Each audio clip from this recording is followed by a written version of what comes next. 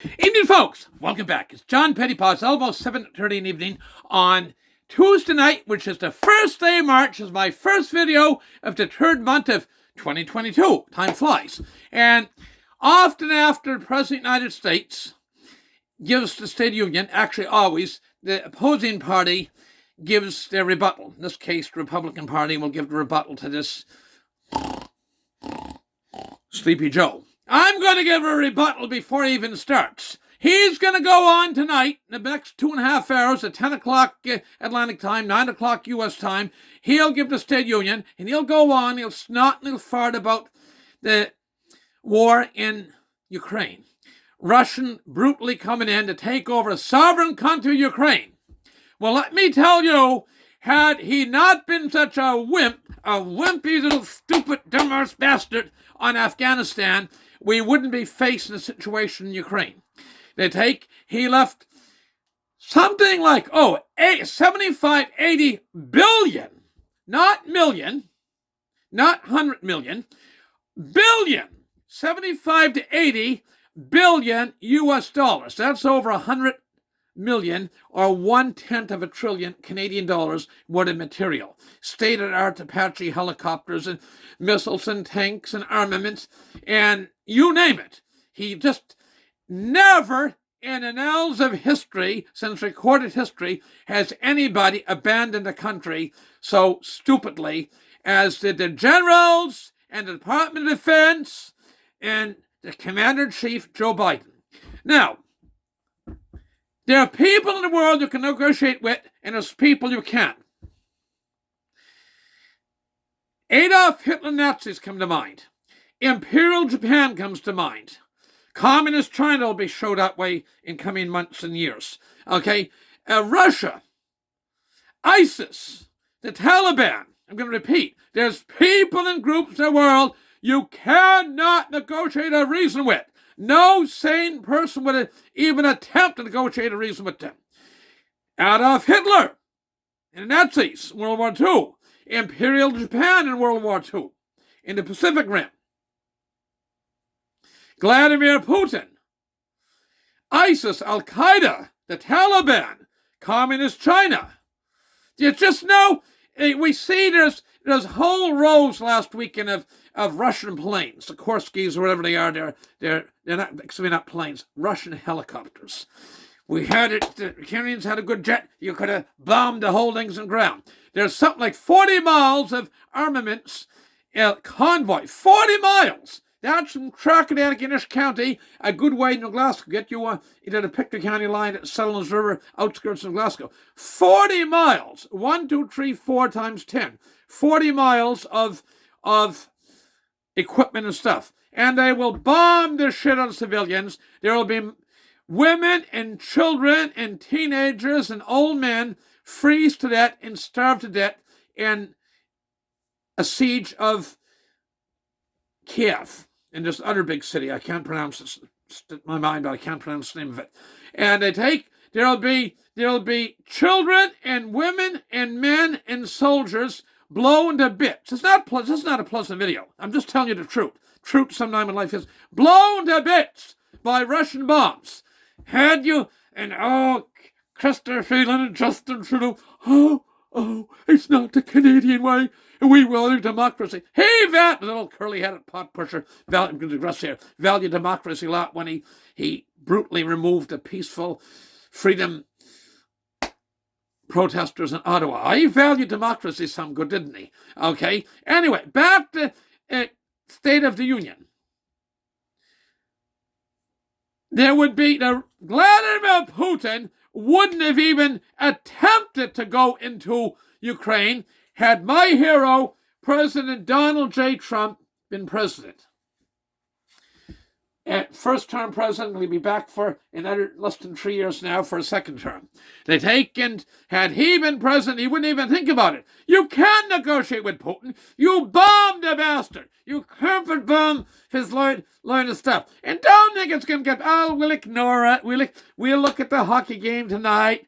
We'll play silly video games or turn the TV on and watch some foolish sitcom. Okay, as the people are going through hell in Ukraine right now. And they're standing up and fighting. They have tremendous spirit. Ukrainians are Slavic people. They get lots of fight and piss and vinegar, but they need armaments. They need armaments. Advanced technology. Okay? Because then if he succeeds in occupying, he'll never capture, but occupying Ukraine, he'll go after next Poland. Say, well, Poland was part of old Russia. He'll go after Hungary. Will he go after Bulgaria, Romania?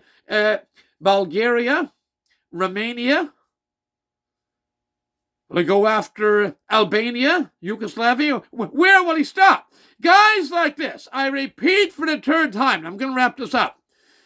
Hitler and the Nazis in World War II, Imperial Japan, Russia, Taliban, ISIS, Al-Qaeda, Communist China, they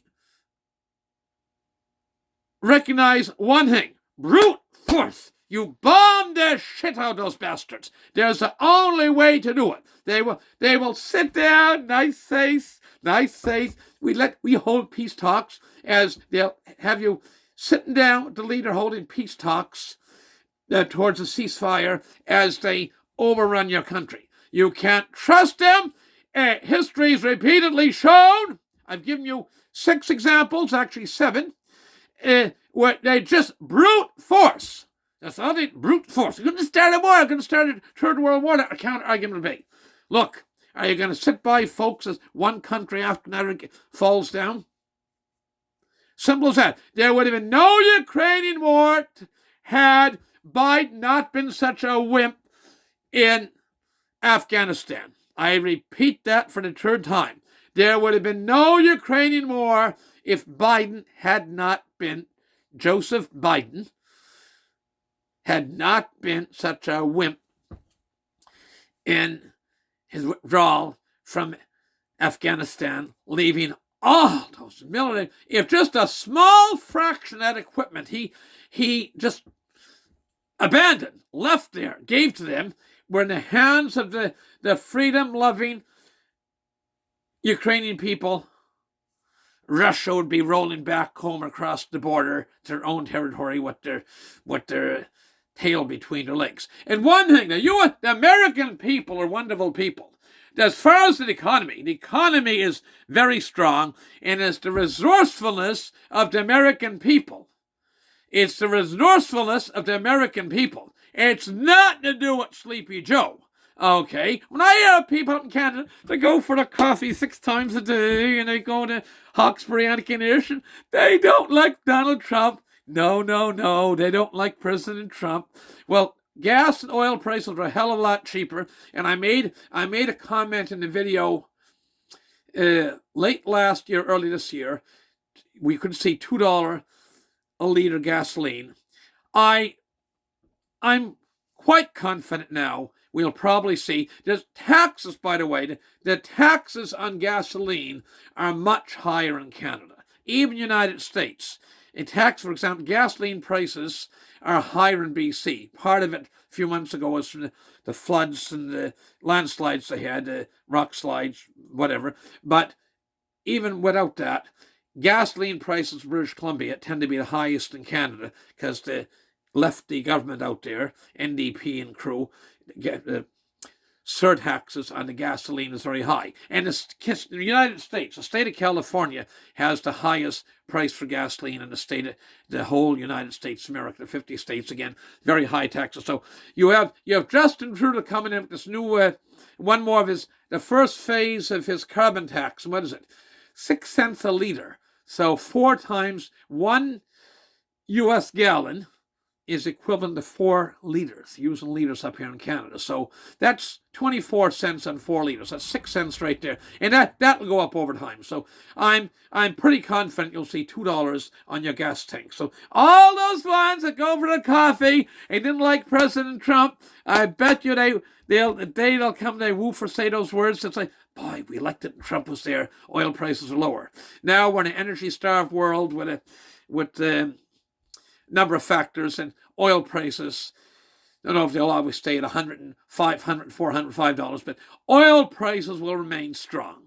They'll remain strong for many years to come. And with that, I got to go. The United States is a wonderful country. The state of the United States is wonderful.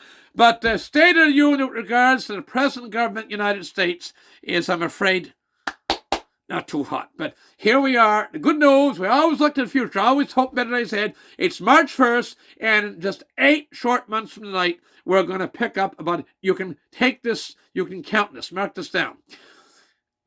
There'll be at least 100 presently held Democratic congressmen and women seats that will flip Republican. It'll be the biggest turnaround, to my knowledge, in the history, that we'll go from just shy of controlling the House of Representatives, where we're 5 less to them. So if their congressmen vote with us, they'd lose by 1 on the bill. Okay, we will take and